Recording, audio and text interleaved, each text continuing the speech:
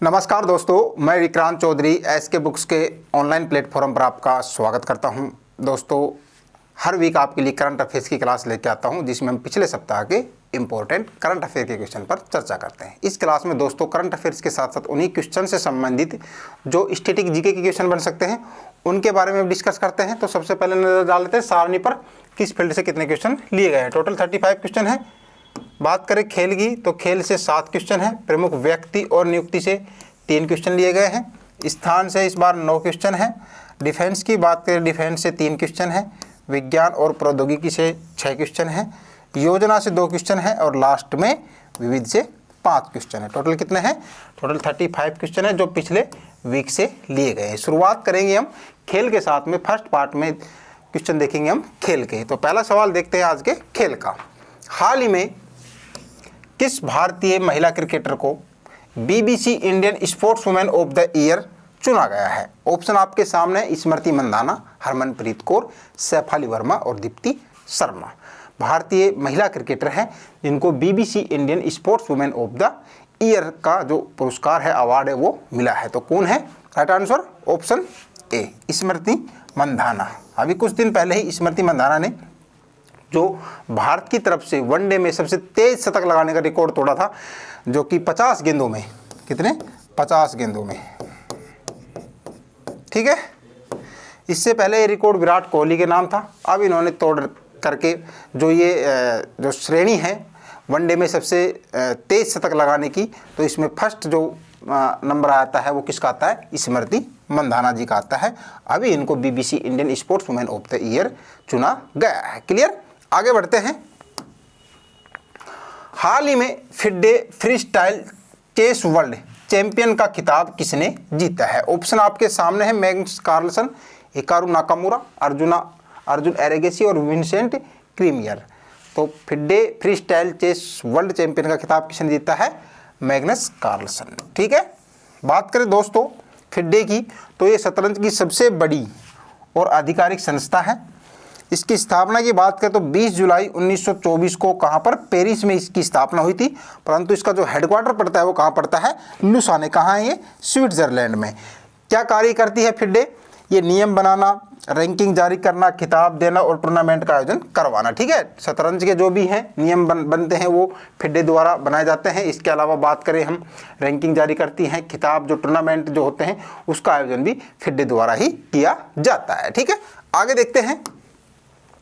हाल ही में Rotterdam open का खिताब किसने जीता है? ऑप्शन आपके सामने है। रोटरडम ओपन का खिताब Alex de Minaur, Jannik Sinner, Carlos Alcaraz, Felix Auger. तो रोटरडम ओपन खिताब की बात करें दोस्तों तो ये किसने जीता है? एलेक्स डी मिनोर ने। ठीक है। इसकी शुरुआत की बात करें इस टूर्नामेंट की, रोटरडम की, तो इसकी शुरुआत हुई थी 1972 में और ये एक हार्डकोर्ट, इंडोर हार्डकोर्ट ये टूर्नामेंट होता है। जो इस बार जीता है वो एलेक्स डी मिनोर ने जीता है। ठीक है। आगे देखते हैं। हाल ही में संपन्न हुए एशियाई राइफल चैंपियनशिप 2026 में किस देश ने पदक तालिका में शीर्ष स्थान हासिल किया है? ऑप्शन है भारत, जापान, दक्षिणी कोरिया और चीन। एशियाई राइफल चैंपियनशिप 2026 में जो ये अभी संपन्न हुआ है, इसमें पदक तालिका में शीर्ष स्थान किसने हासिल किया है? अपने देश भारत ने। भारत ने कुल 94 मेडल जीते हैं। इसमें गोल्ड की बात करें तो गोल्ड कितने आए हैं? 51 है। सिल्वर कितने हैं? 23 है। और ब्रोंज की बात करें तो ब्रोंज कितने हैं? 20 हैं।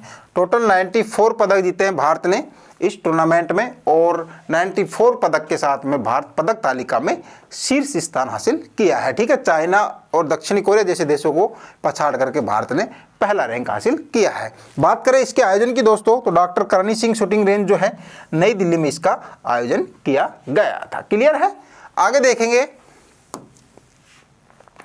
हाल ही में international military adventure challenge cup 2026 का आयोजन कहाँ किया जा रहा है? ऑप्शन है असम, मणिपुर, मिजोरम और अरुणाचल प्रदेश में। International military adventure challenge cup 2026 का तो कहाँ किया जा रहा है? अरुणाचल प्रदेश में। ठीक है। अरुणाचल प्रदेश की भी बात करें तो अरुणाचल के तवांग में आयोजन किया जा रहा है। और इसमें जो देश हैं, प्रमुख सम्मिलित जो देशों की बात करें तो ब्रिटेन, यूके, नेपाल और श्रीलंका, ये जो प्रमुख विदेशी देश हैं ये इसमें पार्टिसिपेट कर रहे हैं। ठीक है, बात करें यहाँ पर अरुणाचल प्रदेश की, तो ये इसको उगते हुए सूर्य का जो राज्य है वो भी कहा जाता है, क्योंकि ये भारत के पूर्वोत्तर राज्य में आता है और ये 3 देशों के साथ सीमा साझा करता है, चाइना के साथ में, म्यांमार के साथ में और भूटान के साथ में। ठीक है, आगे बढ़ते हैं। हाल ही में T20 क्रिकेट के इतिहास में 700 विकेट लेने वाले दुनिया के पहले गेंदबाज कौन बने हैं? ऑप्शन है Rashid Khan, Dwayne Bravo, Andre Russell और इमरान ताहिर। T20 क्रिकेट इतिहास में 700 विकेट लेने वाले पहले गेंदबाज कौन है? राशिद खान। किस देश से हैं? अफगानिस्तान से। ठीक है, अफगानिस्तान के ये स्पिनर गेंदबाज हैं और इन्होंने T20 क्रिकेट में टोटल 700 विकेट पूरे किए हैं। ऐसा करने वाले ये पहले गेंदबाज बने हैं विश्व के। आगे बढ़ते हैं। हाल ही में कतर ओपन का खिताब किसने जीता है? ऑप्शन आपके सामने है, कैरोलिना मुचोवा, विक्टोरिया मंबोका, आरेना सब्बालेंका और ईगा स्वाइटेक। कतर ओपन का खिताब किसने जीता है? Karolina Muchova. कहाँ से हैं? चेक रिपब्लिक से हैं और इन्होंने किसको हराया है?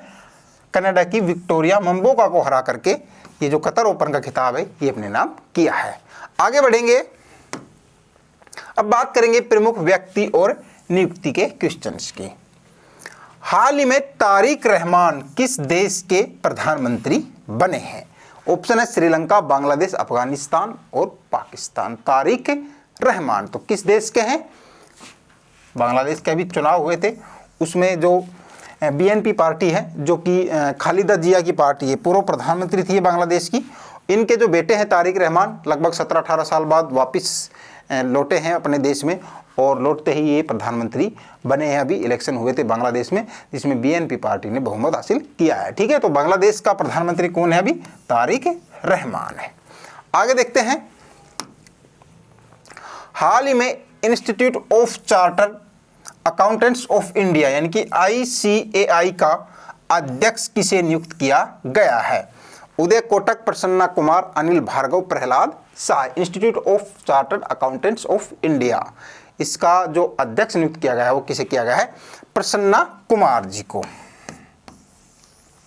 हम बात करें दोस्तों ICAI की, इंस्टीट्यूट ऑफ चार्टर्ड की, तो इसकी स्थापना 1 जुलाई 1949 को हुई थी। 1 जुलाई 1949 को हुई थी। हेडक्वार्टर की बात करें हम तो हेडक्वार्टर कहाँ पड़ता है इसका? नई दिल्ली में। और ये जो ICAI है ये क्या कार्य करती हैं?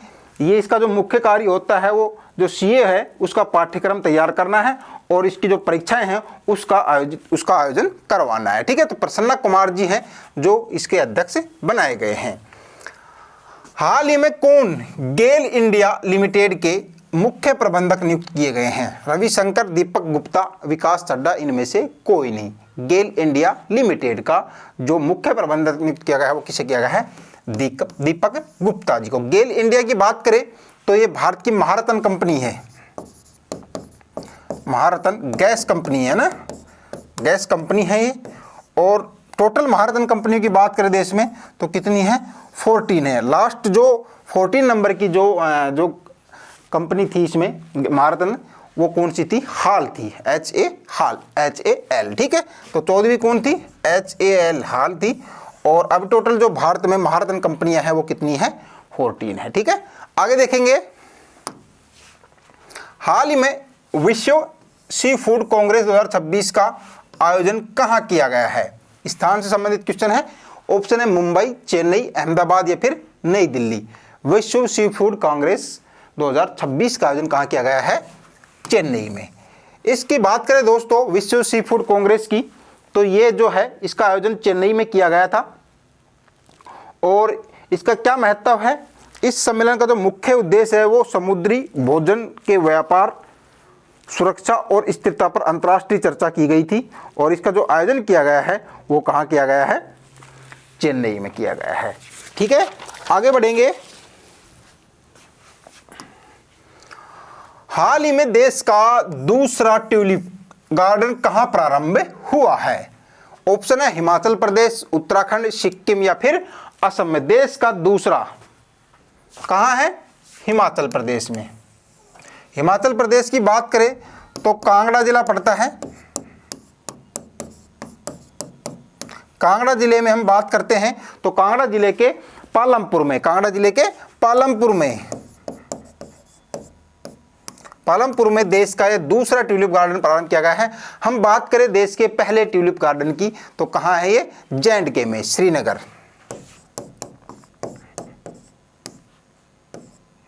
श्रीनगर जे.एंड.के में है, जो कि देश का पहला ट्यूलिप गार्डन है।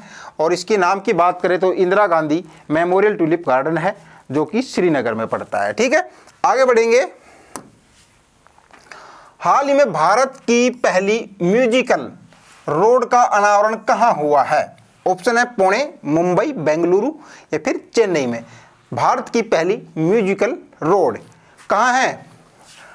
मुंबई में। अभी ये जो रोड बनाई गई है, इसके रोड के ऊपर एक इस तरीके का सेंसर लगाया गया है, जो आप एक लिमिट की स्पीड में चलाएंगे गाड़ी को, तो जैसे उस गाड़ी का जो टायर है वो उस रोड पे से गुजरेगा तो एक म्यूजिक की आवाज़ उसमें सुनाई देगी। ठीक है, तो ये यातायात नियमों का पालन करते हुए जो बनाया गया है, भारत की पहली है ये म्यूजिकल रोड, जिसमें आप जो वाहन चलाते हैं उसकी लिमिट में आप वाहन चलाएं, और उस रोड पे जैसे आप उस लिमिट में आप वाहन चलाओगे तो उस रोड से जैसे आप गुजरोगे तो वहाँ पर आपको म्यूजिक की आवाज़ सुनाई देगी। ठीक है, आगे बढ़ते हैं।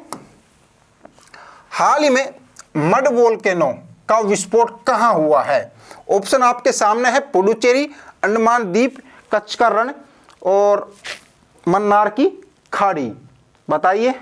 अंडमान द्वीप में। ठीक है, अंडमान द्वीप की बात करें तो अंडमान द्वीप में भी हम बात करते हैं बाराटांग द्वीप है। बाराटांग जो द्वीप है वहां पर यह विस्फोट हुआ है। मड मतलब कीचड़, समझ रहे हो आप? कीचड़, कीचड़ में विस्फोट हुआ है, तो कीचड़ ज्वालामुखी कह सकते हैं। मड वोल्केनो जो हुआ है, कीचड़ ज्वालामुखी विस्फोट हुआ है, वो अंडमान के बाराटांग द्वीप में हुआ है। आगे देखते हैं। हाल ही में चर्चा में रहे तुलबुल नेविगेशन प्रोजेक्ट का संबंध किससे है? ऑप्शन आपके सामने है सिक्किम, हिमाचल, लद्दाख और जम्मू कश्मीर। अभी चर्चा में रहा था ये जो है ये किस राज्य में है? ये जम्मू कश्मीर केंद्र शासित प्रदेश में पड़ता है। बात करें झेलम नदी, झेलम नदी के मुहाने में है, और जो वुलर झील है, वुलर झील के पास में। ठीक है, इसको बनाने का जो प्रोजेक्ट को बनाने का जो मुख्य उद्देश्य है वो झेलम नदी का जो पानी है उसके स्तर को नियंत्रित करना है, और ये अभी चर्चा में रहा है। तो इसको जो बनाया गया है वो जम्मू कश्मीर में। ठीक है, तो तुलबुल नेविगेशन प्रोजेक्ट की बात करें तो इसका संबंध किससे है? जम्मू कश्मीर केंद्र शासित प्रदेश से माना गया है। ठीक है, आगे बढ़ते हैं। हाल ही में 16वें all India police commando competition का उद्घाटन कहाँ किया गया है? ऑप्शन आपके सामने है मुंबई, नई दिल्ली, गुड़गांव या फिर इनमें से कोई नहीं। ये गुड़गांव के मानेसर में एनएसजी का जो क्षेत्र पड़ता है वहाँ पर है। ये 16 से 28 फरवरी तक चलने वाला है, और इसमें लगभग 24 टीमें पार्टिसिपेट करने वाली है। ठीक है, तो ये 16 नंबर का all India police commando competition है, और इसका आयोजन कहाँ किया जा रहा है? मानेसर, गुरुग्राम में। ठीक है, आगे देखेंगे। हाल ही में भारत का पहला नेशनल काऊ कल्चर म्यूजियम कहाँ स्थापित किया जा रहा है? ऑप्शन आपके सामने है भोपाल, कोलकाता, मथुरा या इनमें से कोई नहीं। देश का पहला नेशनल काऊ जो है वो कहाँ किया जा रहा है? तो आपका ऑप्शन राइट क्या होगा? ऑप्शन सी होगा आपका इसमें, मथुरा में। ठीक है, मथुरा उत्तर प्रदेश में। क्या महत्व है इसको करने के पीछे? जो देश का पहला नेशनल काऊ कल्चर म्यूजियम है, इसका जो महत्व है, क्या उद्देश्य है इसकी बात करें हम तो ये भारत का पहला नेशनल काऊ कल्चर म्यूजियम है, जो कि राष्ट्रीय गाय संस्कृति संग्रहालय उत्तर प्रदेश के मथुरा जिले में ये स्थापित किया जा रहा है। ठीक है, इस संग्रहालय का जो मुख्य उद्देश्य है वो भारतीय गायों की नस्लों, उनके सांस्कृतिक महत्व और प्राचीन काल से मानव जीवन में उनके योगदान को प्रदर्शित करता है। विशेषता की बात करें तो यहाँ गायों के वैज्ञानिक महत्व के साथ साथ पौराणिक कथाओं में उनके स्थान को भी आधुनिक तकनीकी के माध्यम से दिखाया जाएगा। यह अपनी तरह का देश का अनूठा प्रोजेक्ट माना जा रहा है। ठीक है, तो मथुरा में ये खोला गया है देश का पहला नेशनल काऊ कल्चर म्यूजियम। आगे बढ़ते हैं। हाल ही में अंतर्राष्ट्रीय बांध सुरक्षा सम्मेलन 2026 का आयोजन कहाँ किया गया है? मुंबई, चेन्नई, नोएडा या फिर बेंगलुरु में। अंतर्राष्ट्रीय बांध सुरक्षा का जो सम्मेलन था वो कहाँ किया गया है? ऑप्शन आपका इसमें डी राइट होगा, बेंगलुरु में अभी संपन्न हुआ है अंतर्राष्ट्रीय बांध सुरक्षा सम्मेलन। आगे बढ़ेंगे। हाल ही में कैबिनेट ने किस राज्य में भारत की पहली जलमग्न सड़क रेल सुरंग को मंजूरी दी है? भारत की पहली जलमग्न सड़क जो है रेल सुरंग असम, मणिपुर, मिजोरम या इनमें से कोई नहीं। तो कौन सा राइट आंसर होगा? ऑप्शन आपका ए राइट होगा, असम में। हम बात करें दोस्तों टोटल लंबाई की तो लगभग इसके 33 किलोमीटर लंबाई है, 33.7 किमी लंबी है, जो कि ब्रह्मपुत्र नदी है।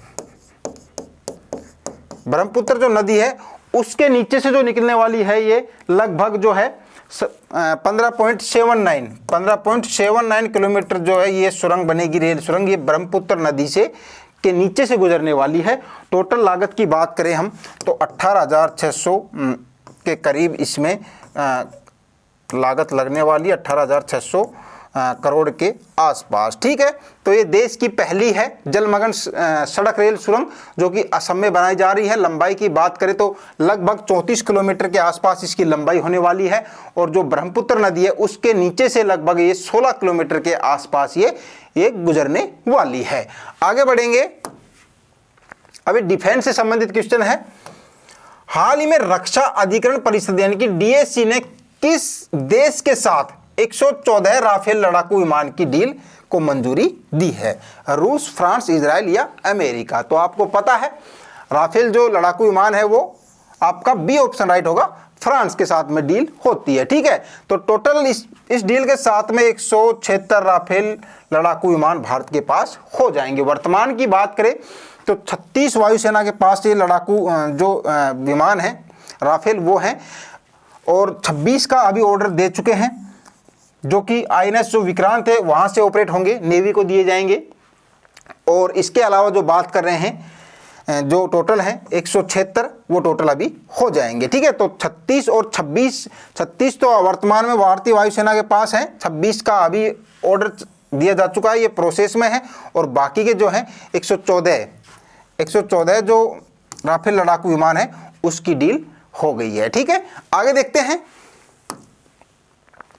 हाल ही में किस राज्य में एक्सरसाइज वायु शक्ति का आयोजन किया जाएगा? राजस्थान, पश्चिम बंगाल, तमिलनाडु और गुजरात में एक्सरसाइज वायु शक्ति। तो कहां है? राजस्थान में। राजस्थान की बात करें तो पोखरण फील्ड फायरिंग रेंज है। कहां पर? ये जैसलमेर में पड़ता है, पाकिस्तान के साथ सीमावर्ती जिला है ये जैसलमेर राजस्थान का। वहां पर इसका आयोजन किया जाएगा एक्सरसाइज वायु शक्ति का। आगे देखते हैं।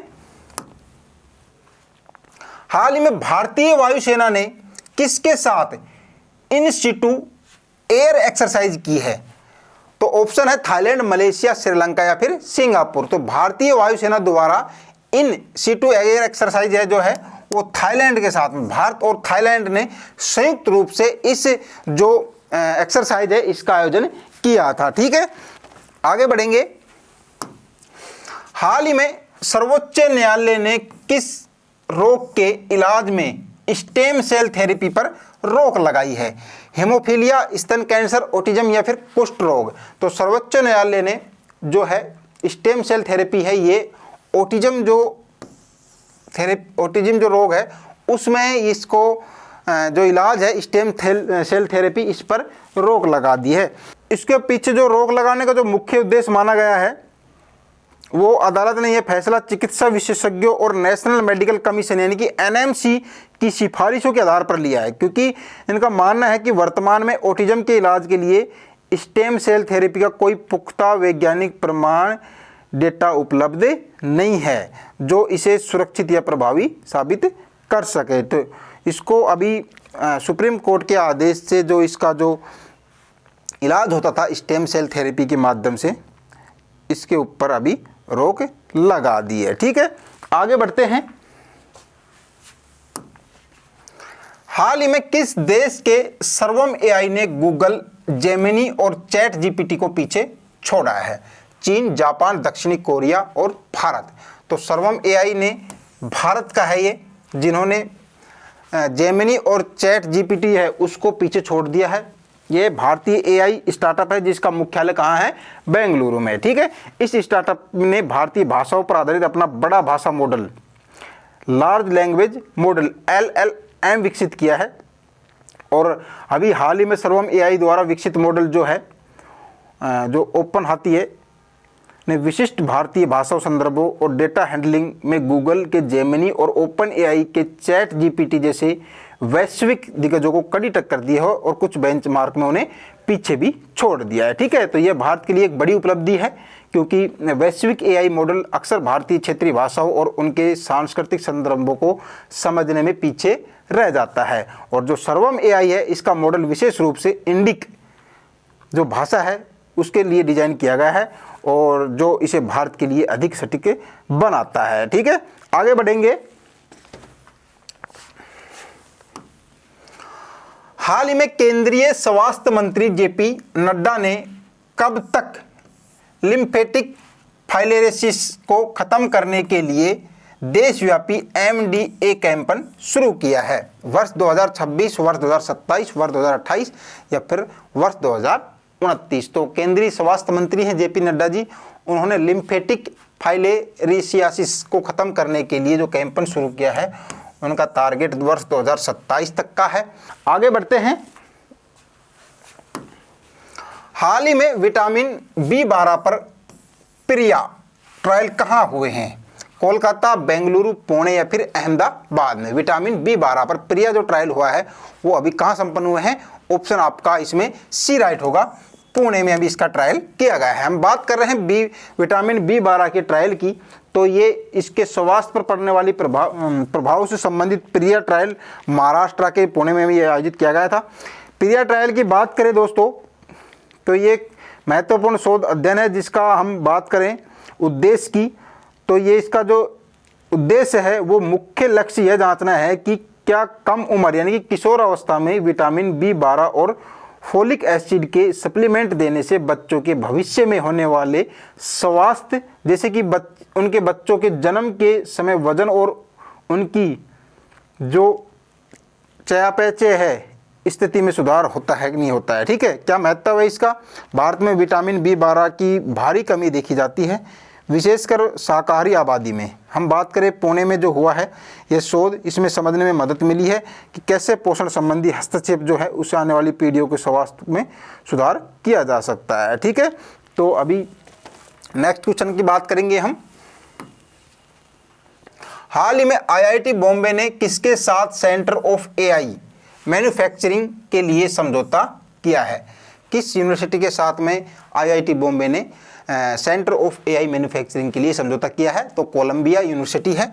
इसके साथ में जो भारत की IIT बॉम्बे है उन्होंने AI जो है उसके मैन्युफैक्चरिंग के लिए समझौता किया है। कोलंबिया यूनिवर्सिटी है जो कि क्या उद्देश्य है? इस साझेदारी का जो मुख्य उद्देश्य माना जाता है वो सेंटर ऑफ AI मैन्युफैक्चरिंग स्थापित करना है और यह केंद्र विनिर्माण के क्षेत्र में आर्टिफिशियल इंटेलिजेंस के उपयोग को बढ़ावा देने और नई तकनीकों पर शोध करने पर ध्यान केंद्रित करेगा। ठीक है, और इसके सहयोग से भारत और अमेरिका के बीच जो शैक्षिक और तकनीकी संबंध है वो मजबूत होंगे और इसके लिए जटिल औद्योगिक समस्याओं को AI की मदद से हल करने और स्मार्ट मैन्युफैक्चरिंग को बढ़ावा देने के लिए दोनों संस्थाएं मिलकर काम करने वाली है। ठीक है, आगे बढ़ते हैं।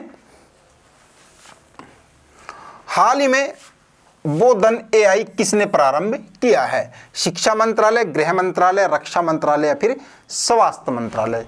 तो बोधन AI है वो किसने शुरू किया है?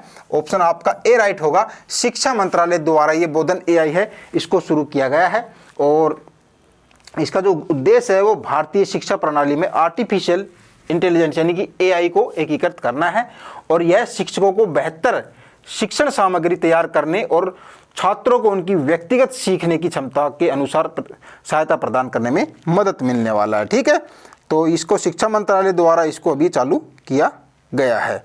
आगे बढ़ते हैं,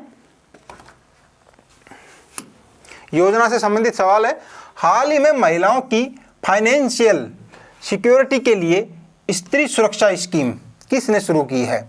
आंध्र प्रदेश, केरल, तमिलनाडु या फिर तेलंगाना। महिलाओं की फाइनेंशियल सिक्योरिटी के लिए स्त्री सुरक्षा जो है वो केरल राज्य द्वारा शुरू की गई है।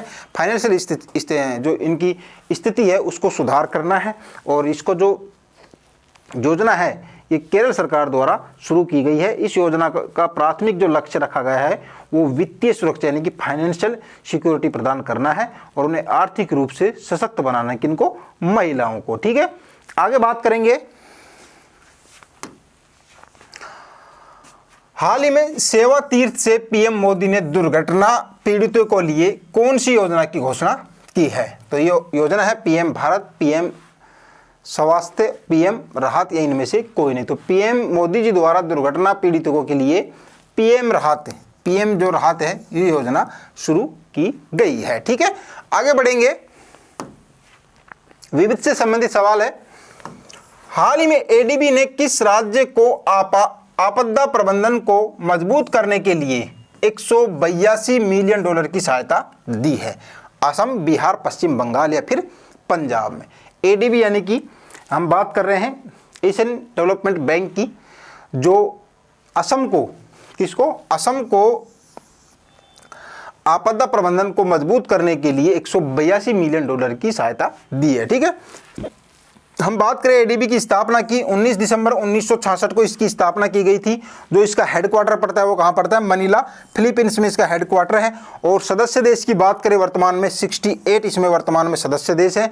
और हम बात करें इसके अध्यक्ष की तो मत्सुगु असाकावा, ये जापान से है और पारंपरिक रूप से परंपरा चलती आ रही है कि जो एडीबी है उसका जो अध्यक्ष होगा वो जापान से ही होगा। ठीक है, तो जापान के ही वर्तमान में अध्यक्ष हैं। तो असम राज्य को आपदा प्रबंधन को मजबूत करने के लिए एडीबी द्वारा 182 मिलियन डॉलर की सहायता की गई है। आगे बढ़ेंगे, हाल ही में हेनले पासपोर्ट इंडेक्स में भारत के पासपोर्ट की कौन सी रैंक रही है? 75, 85, 78 या 87। हेनले पासपोर्ट इंडेक्स की बात करें तो भारत की जो रैंक रही है वो काफ़ी अच्छी रही है, इस बार 75 रही है। ठीक है, लास्ट टाइम जो थी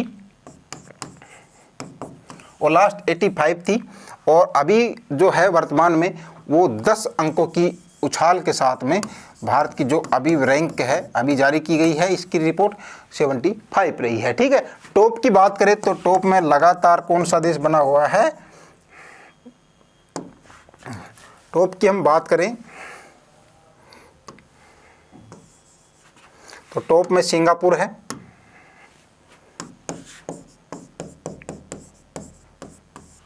ठीक है। तो भारत की जो अब की बार रैंक रही है वो 75 रही है। ठीक है, आगे देखते हैं, हाल ही में कॉम्प्रेसिव अर्बन पॉलिसी का ड्राफ्ट और अप्रूवल देने वाला भारत का पहला राज्य कौन सा बना है? ऑप्शन है महाराष्ट्र, गुजरात, केरल या फिर हरियाणा। कॉम्प्रेसिव अर्बन पॉलिसी का ड्राफ्ट और उसको अप्रूवल करने वाला देश का पहला राज्य कौन सा बना है? केरल बना है। ठीक है, तो केरल जो होगा वो देश का पहला राज्य होगा जो कॉम्प्रेसिव अर्बन पॉलिसी है उसका ड्राफ्ट तैयार करने वाला और इसको अप्रूवल देने वाला। बात करें इसके उद्देश्य की तो राज्य के शहरों का विकसित विकास करना है, व्यवस्थित विकास करना है और इसके शहरीकरण से जुड़ी चुनौतियों जैसे कचरा प्रबंधन, सार्वजनिक परिवहन और जलवायु परिवर्तन के प्रभाव से निपटने के लिए एक रूपरेखा तैयार की गई है। और केरल सरकार ने अगले 25 वर्षों की ज़रूरत को ध्यान में रखते हुए इस नीति का ड्राफ्ट तैयार किया है ताकि शहरी इलाकों में रहने वाले लोगों के जीवन स्तर को सुधारा जा सकता है। ठीक है, आगे बढ़ेंगे, हाल ही में केंद्रीय कैबिनेट ने अर्बन चैलेंज फंड यूसीएफ के लिए कितना बजट मंजूर किया है? तो केंद्रीय कैबिनेट ने अर्बन चैलेंज फंड के लिए 1 लाख करोड़ रुपए का बजट का मंजूर किया है। ठीक है, अंतिम सवाल देखेंगे आज का, हाल ही में नीति आयोग की ट्रेड वॉच रिपोर्ट के अनुसार भारत इलेक्ट्रॉनिक्स निर्यात में कौन से स्थान पर रहा है? पहला, दूसरा, तीसरा या फिर चौथा। नीति आयोग की अभी रिपोर्ट जारी की गई है, ट्रेड वॉच रिपोर्ट, उसमें भारत का जो इलेक्ट्रॉनिक निर्यात है उसमें कौन से स्थान पर रहा है? तो दूसरे स्थान पर रहा है। ठीक है, धन्यवाद दोस्तों। कैसी लगी आपको आज की क्लास? कमेंट करके बताएं, वीडियो को लाइक करें, चैनल को सब्सक्राइब करें, अपने दोस्तों के साथ शेयर करें। मिलेंगे नेक्स्ट बुधवार को लेटेस्ट करंट अफेयर क्वेश्चंस के साथ। जय हिंद।